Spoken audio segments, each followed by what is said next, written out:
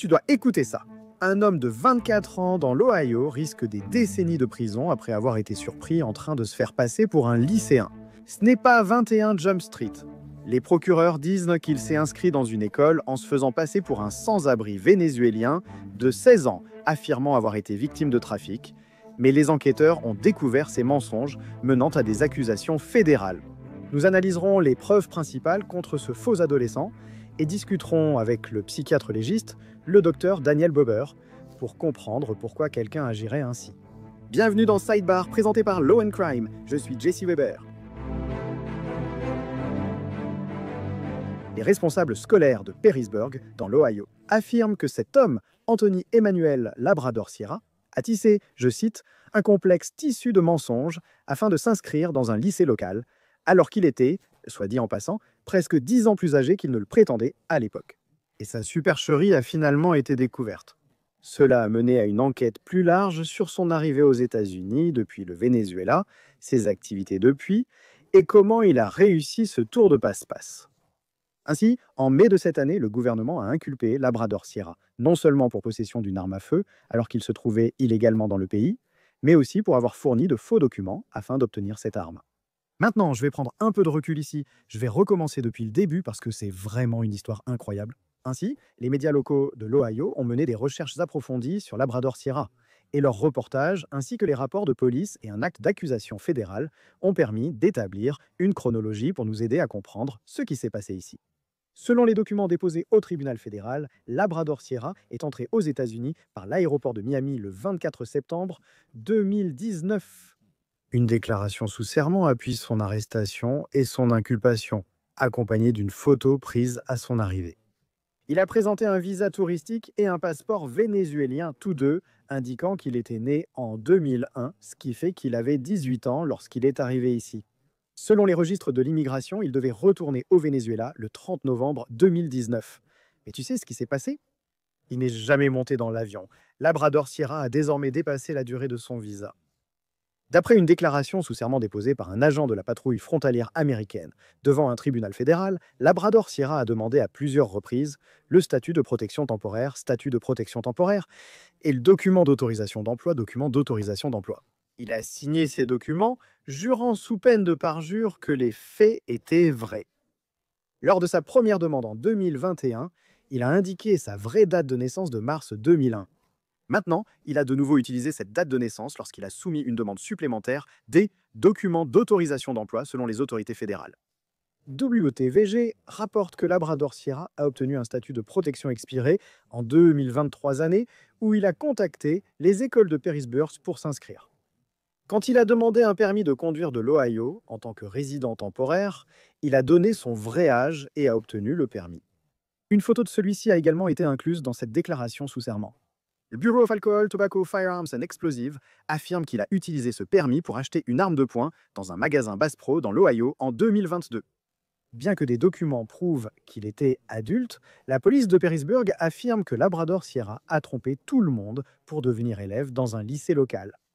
Le rapport de police précise que le 1er novembre 2023, Anthony a contacté les écoles de Perrysburg pour s'inscrire comme élève.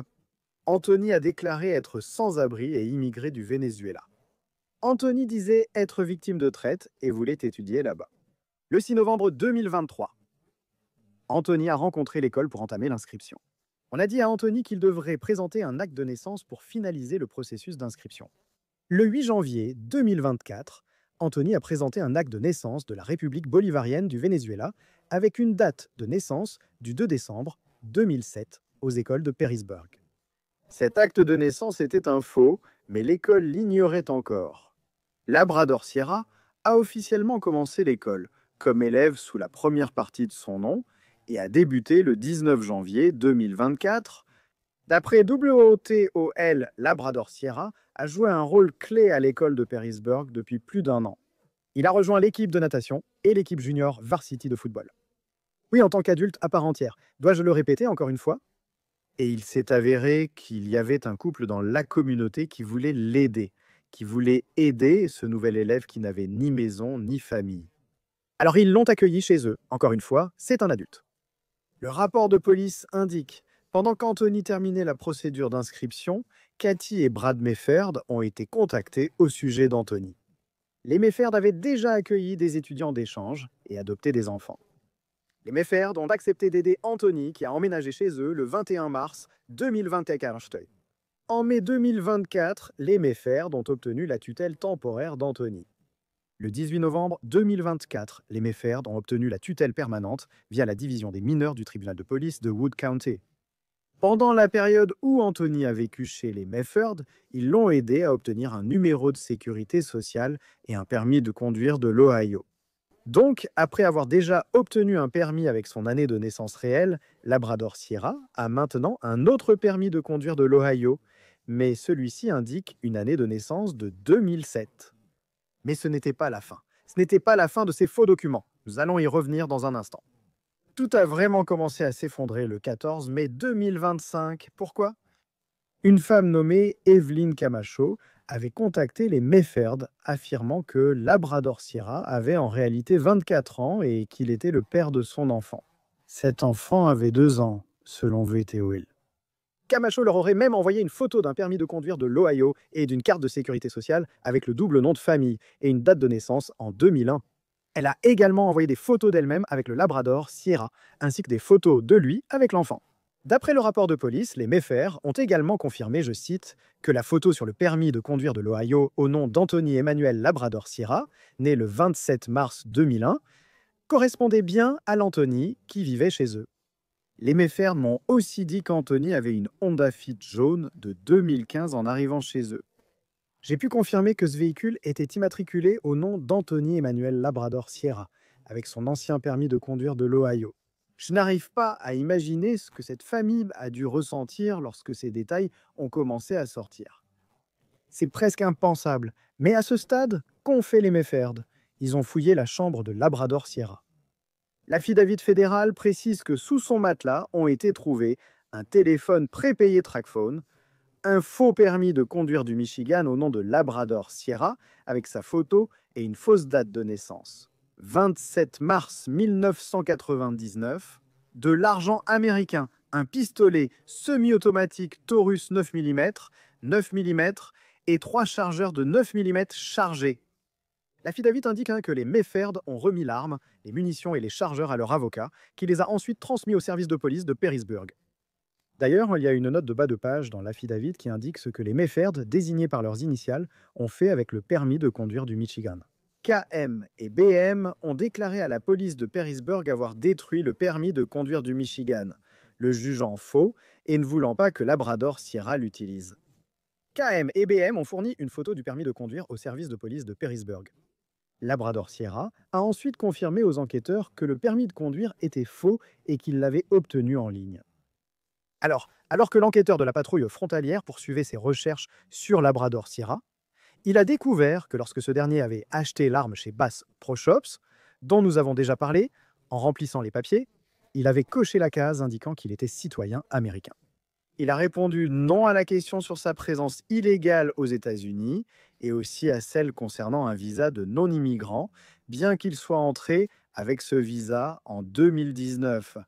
Selon l'affidavit, Labrador Sierra a signé le formulaire Bureau of Alcohol, Tobacco, Firearms and Explosives 4473, attestant que les informations fournies étaient vraies, correctes et complètes, et reconnaissant qu'il comprenait que faire de fausses déclarations orales ou écrites, ou présenter une pièce d'identité fausse ou falsifiée, constitue un crime passible de poursuite pour crime fédéral. Un mandat d'arrêt a donc été émis contre Labrador Sierra et une voiture dans laquelle il était passager a été arrêtée le 19 mai 2025. Anthony. Bonjour, comment ça va? Bien, et toi, Comment tu vas aujourd'hui, mec? Je suis désolé, Anthony. Anthony? Nom de famille? L-A-D-R-R-A-D-R-E-O-R. D'accord, très bien. Pouvez-vous sortir pour moi? Oui. Merci.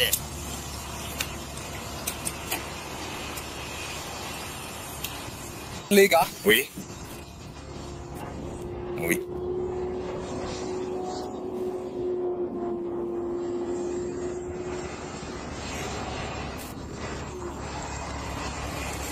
Je sors. Tu as autre chose dans tes poches? non. D'accord. Je vais juste te passer les menottes maintenant. Les rapports de police indiquent que la voiture était conduite par Evelyn Camacho, encore une fois la mère de l'enfant du suspect, qui a ensuite insisté auprès du média MIDIWTOL qu'elle n'était en aucune façon impliquée dans ce dont il était accusé dans ces crimes d'usurpation d'identité. Quelques jours après son arrestation, le bureau du procureur des États-Unis pour le district nord de l'Ohio a annoncé que le grand jury fédéral a inculpé l'accusé de possession d'armes par un étranger en situation irrégulière, de fausses déclarations lors de l'achat d'une arme à feu et de 2 chefs pour fabrication ou usage de faux documents. Labrador Sierra a d'abord plaidé non coupable, puis a finalement plaidé coupable à toutes les accusations le 22 septembre. Il est en détention depuis son arrestation et il y restera jusqu'à la prononciation de sa peine en janvier 2026. Et d'après ce que nous comprenons, si on additionne toutes ces accusations, il risque jusqu'à 30 ans de prison. Et alors que tout cela s'est déroulé, le district scolaire a essuyé de nombreuses critiques pour avoir inscrit Labrador Sierra en premier lieu. Le district a rappelé avoir respecté les règles fédérales qui interdisent aux écoles publiques de refuser l'inscription d'élèves, même sans papier ou preuve de résidence. Dans un communiqué, l'école de Perrysburg a indiqué que cette affaire concernait des circonstances très inhabituelles et trompeuses, touchant de nombreuses agences locales, étatiques et fédérales. Le district scolaire a examiné ces actions liées à l'inscription et confirme avoir suivi les procédures légales pour soutenir une personne se déclarant mineure non accompagnée, conformément à la loi McKinney-Vento sur l'aide aux sans-abri. Nous apprécions notre partenariat avec la police de Perrysburg et leur réactivité. Veuillez comprendre que M. Labrador Sierra a créé une toile complexe de mensonges pour manipuler les systèmes et tromper à presque tous les niveaux. Nous avons respecté la loi, nous sommes allés au-delà de ce qui était exigé, nous avons agi de bonne foi. Cette bonne foi a été exploitée par quelqu'un de déterminé à abuser des protections destinées aux personnes vulnérables. Je veux maintenant aborder la grande question qui se pose. Pourquoi, n'est-ce pas? Pourquoi un adulte ferait-il autant d'efforts pour s'inscrire au lycée alors qu'il a toute une autre vie? Pour prendre du recul, je souhaite à nouveau accueillir le psychiatre légiste, Dr Daniel Bober. Merci beaucoup, docteur, pour votre temps. Avez-vous déjà vu quelque chose comme ça? À votre avis, pourquoi quelqu'un ferait-il tout ça pour retourner au lycée? Eh bien, écoutez, nous ne savons pas ce qui se passait au Venezuela. Il y avait la peur de l'expulsion, la malhonnêteté pour survivre, un besoin de contrôle, et certains parlent même de syndrome de Peter Pan pour éviter les responsabilités d'adultes. Mais je pense que dans ce cas particulier, il se passait plus de choses ici. Et je pense qu'il savait ce qu'il faisait. Il a rationalisé son comportement, croyant que c'était un moyen de survivre. Aurait-il eu des traits antisociaux et narcissiques, exploitant et manipulant les autres? Vous savez, faire semblant d'être un adolescent lui servait de couverture, mais cela lui donnait aussi un accès. Et l'accès, c'est le pouvoir. Les mensonges les plus dangereux sont ceux qui exploitent l'instinct des autres à aider. Et c'est ce qui rend cela particulièrement glaçant. Pour être clair, vous n'avez pas pu l'évaluer, l'interroger ou l'interviewer. Mais le syndrome de Peter Pan est intéressant. Y a-t-il quelque chose dans le fait de revenir à une période antérieure de sa vie, ou de faire semblant d'être plus jeune, alors que cet homme a un enfant, des responsabilités? Cela simplifie votre vie d'une certaine manière. En vieillissant, on repense avec nostalgie à cette période simple. Au lycée, on ressent souvent beaucoup de pression, comme si tout était dramatique à cet âge. Mais si vous êtes plus âgé et que vous y repensez, que vous revivez tout ça, qu'est-ce que ça vous dit? Eh bien, c'est tout à fait vrai, non? Vous savez, c'est pourquoi pourquoi j'aime la musique des années 80, n'est-ce pas? Ça vous permet de revenir à une époque où, à ce moment-là, vous pensiez que c'était toute la pression du monde, mais vous vous rendez compte que vous aviez très peu de responsabilités et que tout était nouveau et que tout semblait possible. Donc, je pense que c'est une question de nouveau départ. C'est une question de nouveau départ. Et donc, pour certaines personnes, je pense que ça peut être très attirant. Comment quelqu'un peut-il maintenir l'arnaque aussi longtemps? De faux documents, non? Continuez avec les élèves, les professeurs et, d'une certaine façon, ses parents adoptifs. Il faut continuer à vivre dans cette arnaque. Comment peut-on faire ça? Vous savez, j'ai déjà vu d'autres cas comme celui-ci. Je pense même à certains dont nous avons parlé sur cette chaîne. Il y a eu le cas d'un étudiant qui a été admis à Yale avec des relevés de notes complètement falsifiés. Il s'est inventé une histoire de vie totalement fausse au lycée. Il a trompé tout le monde, mais tout s'est effondré quand on a posé des questions.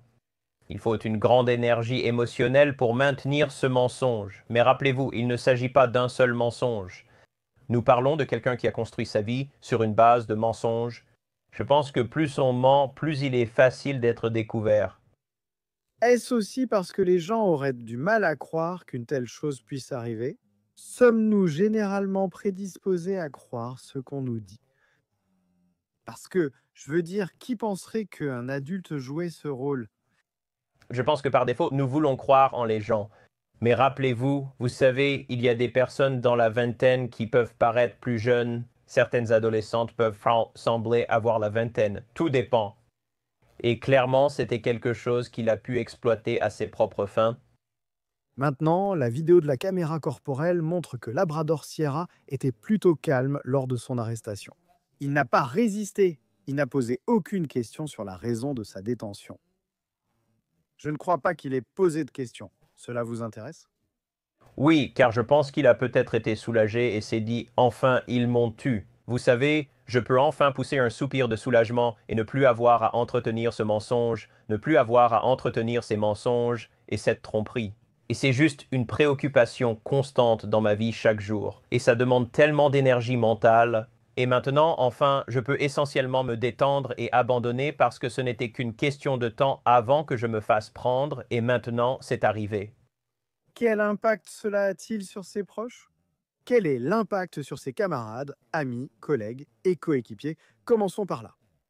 Je pense que pour ces personnes, il sera bien plus difficile de faire confiance aux autres si elles pensaient que les gens étaient fondamentalement bons et voulaient leur bien, ce serait un électrochoc pour elles. Elles découvriront vite qu'il existe des personnes prêtes à enfreindre la loi, à les tromper et les manipuler pour leur propre intérêt. Et la famille locale, devenue sa tutrice, qui lui a offert un logement et une vie? Oui, c'est glaçant pour moi car ils savaient qu'ils voulaient l'aider, mais il était prêt à les exploiter alors qu'ils avaient confiance en lui.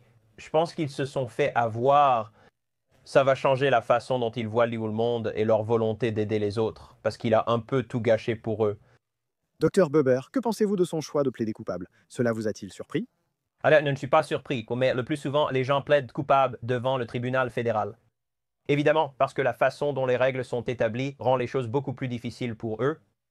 Les règles de preuve, le procès par surprise, le taux de condamnation élevé, le fait que s'ils acceptent un accord, ils vont payer ce que j'appelle, je cite, la taxe de procès. Donc, devant le tribunal fédéral, la plupart du temps, les gens plaident coupables.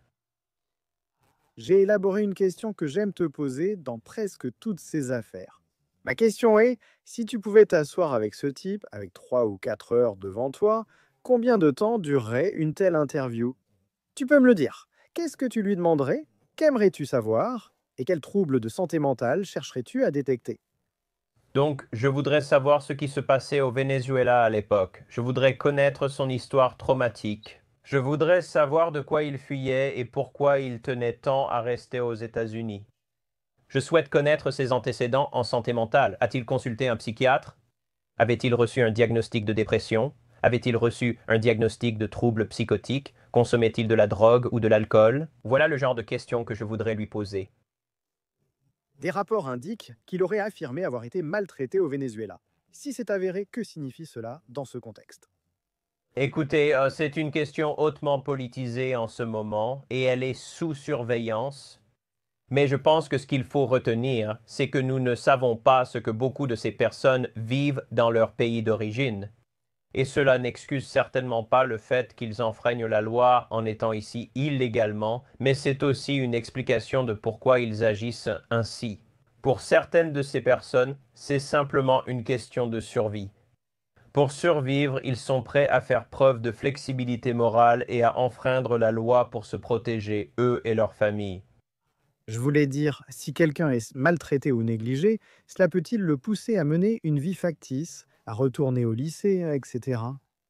Donc, il n'est pas rare que des personnes qui sont maltraitées et négligées essaient en quelque sorte de se débarrasser de leur passé, si vous voulez, et encore une fois, essaient de prétendre être quelqu'un qu'elles ne sont pas pour se forger une nouvelle identité, pour se forger un nouveau départ et recommencer à zéro.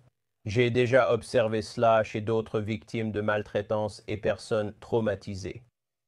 Quelle affaire, docteur Daniel Bauber, merci d'être venu. Heureux de vous revoir. Merci, Jesse. Et c'est tout ce que nous avons pour vous pour l'instant ici sur Sidebar, tout le monde. Merci beaucoup de nous avoir rejoints. Abonnez-vous sur YouTube, Apple Podcast, Spotify ou votre plateforme de podcast habituelle. Suivez-moi sur X ou Instagram, je suis Jesse Weber. À bientôt.